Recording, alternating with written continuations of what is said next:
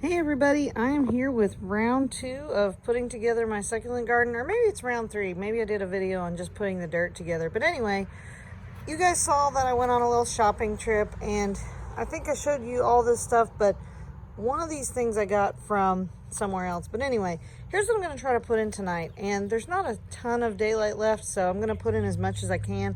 And if you remember, this half of the garden is going to get morning sun and then afternoon shade because it's shaded by my house. So anyway, I'm going to go and mostly put echeverias and stuff in there. So here's what I have, and you probably recognize some of these from my last video. So that's that Domingo. That was, they called it an arrow. Kind of looks like that, oh, I can't remember. And these were the Pacuvaria. I pulled them out of their pot because they were soaking, so they're completely dry now. I'll have to go back and look actually at my video to see what those were, but that's an unknown echeveria. That was $2. There's my topsy-turvy. This is a cool arrangement, and I think I had this in the video, but I've got a cute Gibiflora, this guy, this, I think it's a silver queen, echeveria silver queen, and then an agavoides. Maybe, no, I don't think I put this one. I think this was the one that I showed you guys. So this is the one with the really pretty pink one, a big Gibiflora, and then this one, and they're all a little bit broken, but that's cool. Now I thought I have a whole bunch of blue, so I needed some green. So I went in the greenhouse and I grabbed this sad Echeveria subregita. I've got a chroma, it's putting off a lot of babies. I still haven't decided if I'm gonna just snip those off. And then this aloe, I can't remember if it's a T-Rex or what it is, but it's kind of thirsty. Its leaves are thin, and it's gonna rain not tomorrow, but Sunday. And I also, when I was out, I bought those gloves. I forgot to show you, but I really needed those when I was putting in these guys, but I did not. So one other thing I want to show you, I did stop at one of the big box stores today, and I was really surprised. They had some huge Gibifloras, and I couldn't help myself, so I got these guys. Anyway, this is an Echeveria Big Red. Look how big this thing is. It's really big. And then this was labeled as an afterglow. And someone correct me if I'm wrong, but from my understanding, afterglows don't get the widening of the leaves out here like this. So I'm still trying to understand what this is. This is from the same grower that grows these. So is this an afterglow or what? I don't know. Maybe one of you guys knows, but I just love these things. It was the only one there, so I got those. And you might think, what about the other stuff that I bought? Like I bought some purslane, ice plant, and a little elegans. Last year, ice plant lived, but then in the heat of the summer, it just did not do well. So I'm not going to put it here. I'm going to put somewhere more shady. And same thing with the purslane. And then that little elegans, I have a cute little pot I'm going to put that in. So anyway, let me go ahead and start putting this stuff in. And my plan is to really pack it together because I think I told you guys that we get rain like probably sometimes 7 to 9 days straight. And so that's why I've put so much perlite and rock and gravel in here. But I've noticed when you pack them together, they're less likely to get overwatered because something's going to take water up for something else. So give me a minute. I'm going to put these guys in here, or it may take more than that, but I will show you what I have once I put them in there. Okay, everyone, so I put everything in the garden other than these two, and I want to be honest, I'm scared to put this one in there because even though I don't know for sure if it's an afterglow, it's kind of that type, and they are super sensitive to the water. And then I didn't want to take the time to break this up because it's going to get dark soon, but I will show you what I did. Here is my Echeveria side now. So I put in the Big Red and a subregita. There's the topsy-turvy. There's the chroma, Domingo. Oh, I can't remember what that is, but in my last video I talked about it. I'm pretty sure this one is a silver queen. I can't remember. And then some Sedum Adolphi, some jade, ripple jade? No, some sort of jade. And then those are the Pacavarias of some sort. And I'm going to tell you right now that this agavoides just don't do well no matter. I could put it in straight perlite and it'll probably get overwatered. So I'm putting it in here. I'm not a big fan of most agavoides, but just wanted to show you my progress. So here it is so far. I'm going to go ahead and stop for the night, and I'll probably do some more tomorrow. And tomorrow is going to be the big test because it's going to be a really sunny day. And these guys have been in greenhouses and things with shade cloth, so they're going to get no shade cloth. So basically they're going to get sun, and you know, I told you that these guys over here get only the morning sun, but still I have had one sunburn over here, so we're just going to wait and see. And if you remember from my videos last year, I actually had quite a few sunburn, but they all grew out of it, and a lot of them are in the greenhouse now. And so I plan to bring a lot of those out to fill up the rest. So I'm going to put more cacti and things over here, things that can tolerate the heat, and then going to fill the rest of this up with succulents. And after tomorrow it's going to rain, so I really need to pack as much as I can in here. So I'm going to probably add to this video tomorrow, but I wanted to show you what I have right now, so I'll show you what I do after this. Alright, you guys, so this is super dorky, but I did this because things have changed a little bit in my garden area, and so I took a day where I took pictures at different times of day. So like 9:13 in the morning, most of the garden has sun, but there's a little bit of shade. And then 12:38, you can see all the times. But once I got to looking at this, things have changed a little bit, you know, since last year. And, you know, that's just because of the rotation of the earth and revolution and all that. So still the conclusions I can make from this is bottom left is going to get the most sun. So it's going to get at least 6 hours, and it's going to be from at least 9 o'clock in the morning till 4 p.m. So bottom left still is a great place for cacti. And overall, my conclusions are that still the left is great for cacti and right's good for echeveria. I did notice that the top left gets about 2 hours of afternoon sun, and that's pretty much it. And so it's not a lot of sun, but it is pretty harsh. So that would be great for maybe some cacti or things that are not really prone to sunburn. And then finally, the far right side, that's going to get about 6 to 7 hours of sun, and that includes afternoon sun, but only until about 3 p.m. But if you're not sure what you need to do for your garden, you should do this and just take pictures at different times of day and see what areas have sun, what don't.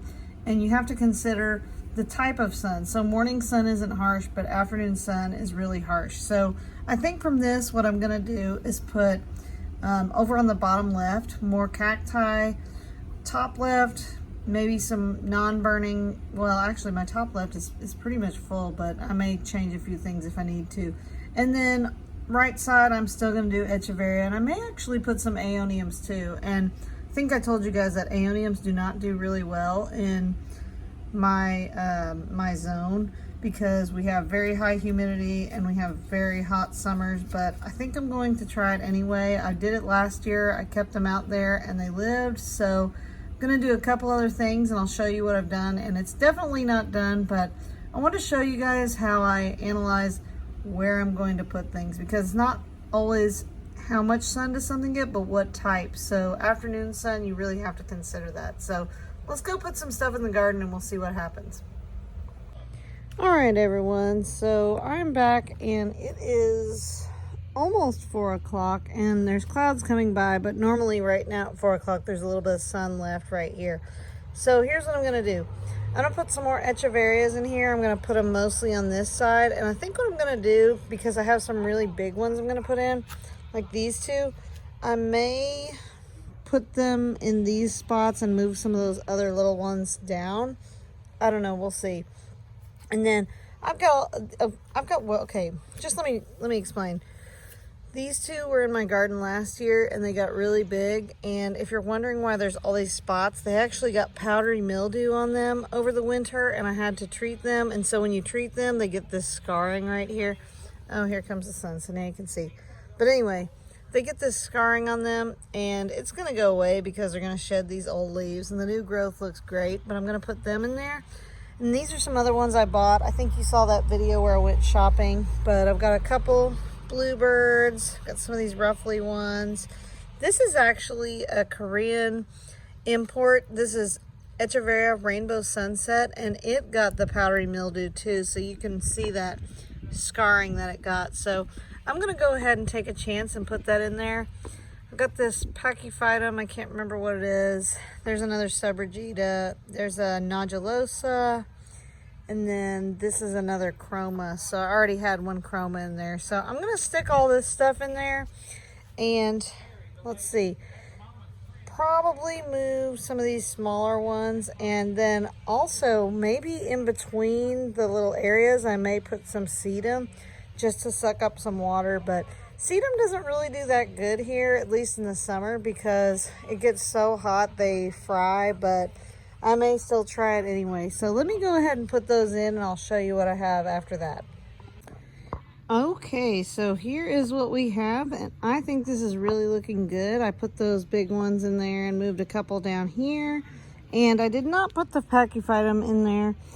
Those guys, I've noticed, since they're a little chunkier, they tend to get overwatered really easily. And then this is a Rhombopilosa. I don't really think it belongs in there, so I'm not going to put it in there.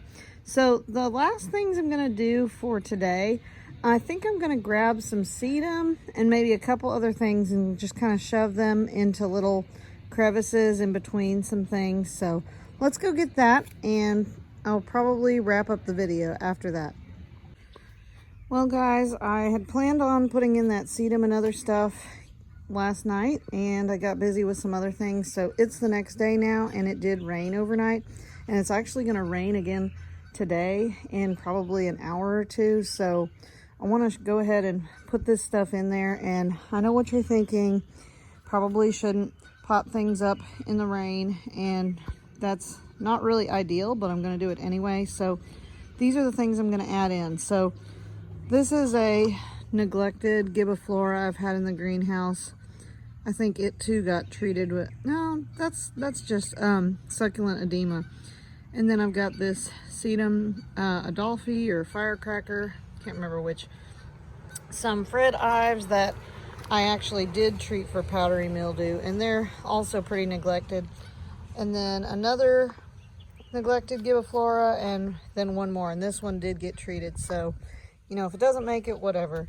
And then finally, I've got this tray of sedum. I got this in that video where we did the shopping trip, and like I said, sedum does not do really well in our summer heat. But what I'm thinking is I'll just take out little clumps and kind of put them in between things. So maybe that will give them a little bit of shade. So I'm going to put some in there, and I may save some for another flower bed where the sedums do great, because I really want this stuff to spread. That way I can share it with people and use it in arrangements. So let me go ahead and put these guys in, and then I'm going to finally make a video. Sorry, there's a big herd of geese flying by. So anyway, it's always something. It's either dogs or geese or something. So let me go ahead and do this and show you what I got. Okay, so this is it. So I'm not doing any more because it's going to rain within the hour, but I did go ahead and put in those little Echeverias, and you can see clumps of sedum. I actually put quite a few, and I just went ahead and used that whole tray, and I put some in the back behind those Opuntias, and then I put in those other guys, and I think it's really coming together well. And the next 3 days will tell us how things are going, because it's going to rain for 3 days, and I put lots more perlite this year. And normally I will lose 1 or 2 things to some rain and overwatering, but hopefully not a lot. And I think the more you pack things together, the more likely it is that certain things will suck up more water, like the sedums may suck up more water and kind of help those guys out. So one other thing I was going to show you, just since I put this stuff in, look how sunburnt that Agavoides is. And I'm going to tell you my prediction, it's going to get overwatered because these guys are so sensitive. But anyway, that's everything that I've got on here. I was going to end the video, but I want to show you something else I'm working on. Or not really that I'm working on, but I want to show you something else that I've been up to. And I'll show you that, and then we'll make this the end of the video, because I really want to wrap this up and get another video out. Okay guys, I promise this is the last scene, and please ignore the mess in the background, but now I'm in the greenhouse. And last thing I want to tell you is that you guys already know that I import Korean echeverias and other plants, and I was hoping that you guys could give me some suggestions because I'm thinking about starting a website to sell them, and I want to know what you guys think, what sounds catchy, and I also just wanted to show you these because I have most of them potted up now and they look so good. But anyway, thank you guys so much for watching. I'm so happy that you guys are subscribed, and if you're not subscribed, please subscribe. And you can also give me comments on what you might want me to do videos about, and I will keep doing videos until my garden is done, but until then I may do some other ones. So thank you guys again for watching. Hope you guys have a great day. I'll see you soon. Bye bye.